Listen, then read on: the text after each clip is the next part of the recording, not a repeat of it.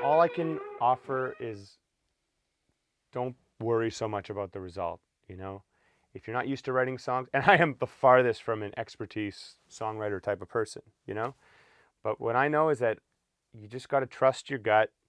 People want to listen to something honest and sincere. So don't try to write something just because you think someone's going to like it. Don't write something because you think it's going to go over well at this kind of thing. Write what just is in your head and try to go for that. And writing is a muscle. It's just like practicing, and the more you write, the stronger you get at it. The more ideas are just always constantly flowing. And I find when I don't write for a couple weeks at a time and I come back to it, it's like a little rough at first. It's like going back to the gym for that first time and, oh, that feels heavier than it used to. Stuff like that. And the other thing I suggest is, even if you're writing something that might seem like crap, finish it off and see it through. Writing a bad song is so much better than not writing a song or not finishing a song. I like the idea of completion, and that's just the kind of way I am. I like to finish something that I've started. I'm not the type of person that can start a song and then leave it for months and catch up to it later. It happens, but that's not the way I like to roll. My suggestion would be commit to it, see it through. If it's not good and you don't want to use it ever, that's fine. But it's all about keeping that muscle strong and just staying consistent with it. So don't worry. My biggest advice is don't worry about it so much, and don't just get out of your head. And I tell myself that all the time too. I second guess every idea. I'm like, that's probably bad. I'm bailing on this, but don't do that. Just stick to it. It's all good. How would I approach improvising, soloing? Yeah. Again, I don't like to think scales. I don't like to think modes. I don't like to think anything that forces you to play down a pattern. I'm thinking melody the whole time. And after melody, what's going through my mind is, what are the changes of the song? So I like to play as if I was playing unaccompanied. So if I had to solo, how can I make the audience or the listener hear where the changes are? So like we could use a blues as an example. If I just played a 12-bar blues, soloed over it without really emphasizing the chords, sound like this.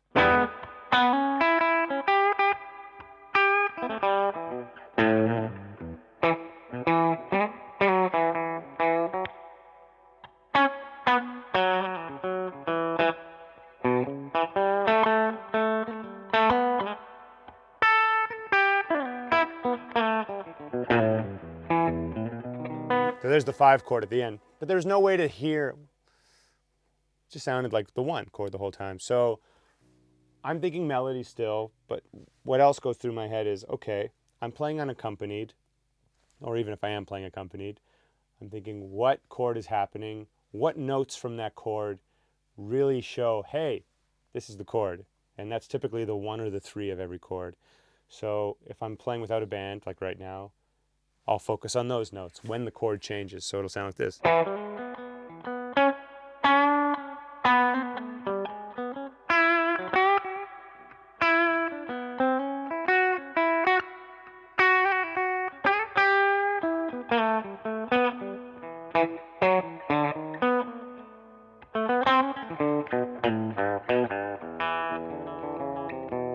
One more time.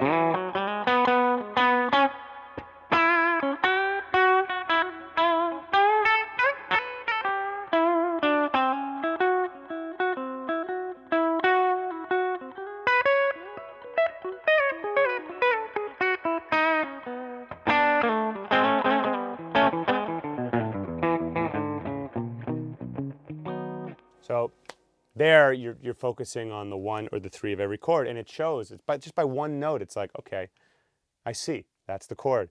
And then it's the matter of taking that note and working it into your melody rather than just landing on it. Instead of going,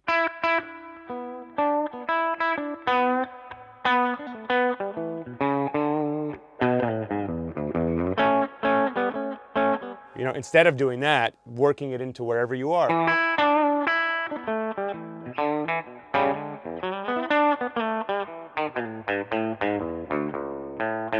Wherever you are, you're kind of seeing where that 3 or the 1 is. And that's just the basic side of where I'm starting to think about. You know, it can get more complex. You can target any note of any chord.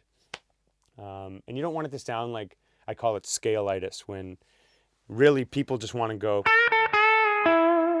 but to get there, they have to go,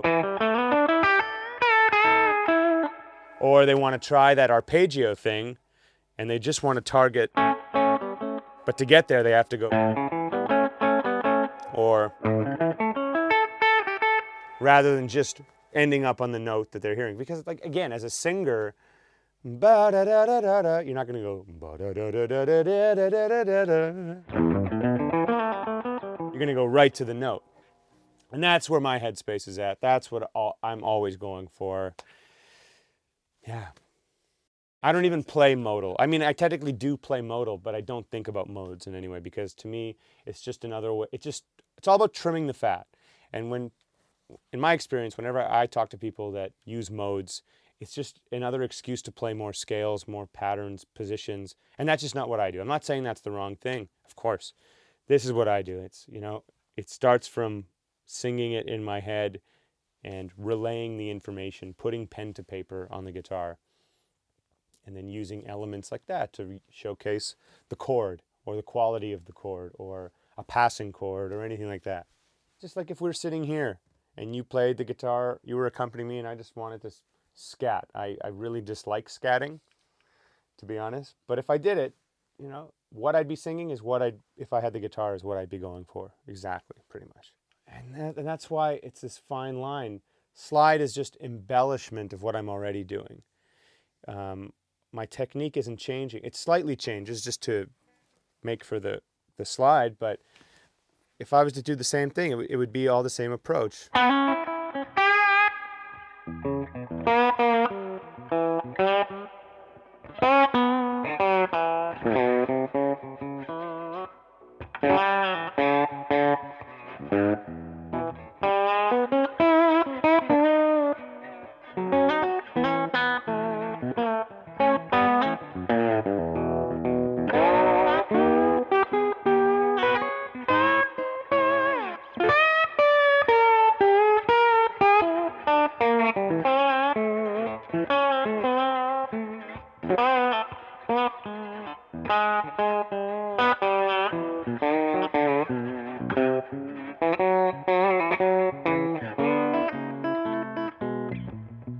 Same, I'm thinking the exact same thing in my head. It's just, you know, you got your slide inflections, you got your non-slide inflections, but at the end of the day, it's music. I'm thinking of the music side and the note relationship side first and foremost. Here's the thing. Pedals, okay, I love pedals. I love gear. Look where we are. Isn't gear wonderful? But pedals don't define me or my playing in any way. When I write a song or I'm writing music, it's not because a pedal did something. There are times where maybe you plug into you pull out your iPad with the H9 or like a hologram effect pedal or a crazy earthquaker type thing, and it might inspire something really cool. Absolutely. And there are times where I have experimented with that and coming up with ideas. Absolutely. But 99% of the time, it's just me and a guitar. Everything comes after that. It's just bonus. I love it, you know. I love having a different palette of sounds. But at the end of the day, yeah, if they weren't in the picture, I'd still be writing the songs the same way. And again, it's all about different colors and, you know, delays, overdrives. I really don't use a crazy setup. I have a good amount of pedals here, but there's nothing weird or crazy. It's all pretty standard. For me, the way that I write and the way that's most natural is it always starts with a musical idea. It starts with a chord progression or a melody that I'm just singing in my head, or maybe a riff kind of thing. It always starts from that. Maybe the odd time it's a lyric, but the lyric is always attached to some kind of melody for some reason, like a subconscious lyric. And it's like, okay, I could actually maybe turn this into something that means something. And then from there, I don't typically bring it to a band. What I'll do is, if I've written the song by myself or if I've written it with someone else, we'll kind of come down with an arrangement. And then I like to actually work up a demo of the song on my own, You know, I'll program drums, I'll put down a bass track, and just get a feel of what the song should be sounding like. And then it goes from there. And then I bring that to the band. So it's a starting point of, hey, let's go for this. And then obviously things are going to change when we start playing it, because that's me programming the drums and that's me playing bass. I'm not a bass player. Stuff like that grows. But as a starting place, I've been doing this long enough that I just know that it takes a while to craft something as a unit or a band. And that's great too. I mean, that's the beautiful thing about bands and stuff like that. I just like the idea of bringing something a lot of the work is there and done already. Okay, now let's put our stamp on this and let it grow. It's just more organized. And you know what? When I do any kind of record, and especially for my own, we always do pre-production. So even if the songs are ready and demoed as much as they can, we still play through it and we'll end up changing a lot. You know, that groove or that kick pattern should change. Let's cut that bar after the first chorus. We don't need to make that re-intro so long. This or that. A lot of chopping and cleaning and editing. So it's still a really collaborative process. Everyone still gets to have a big part of how the arrangement is and the song is, but it starts with me having a little bass demo, not bass as in the guitar, but a starting point.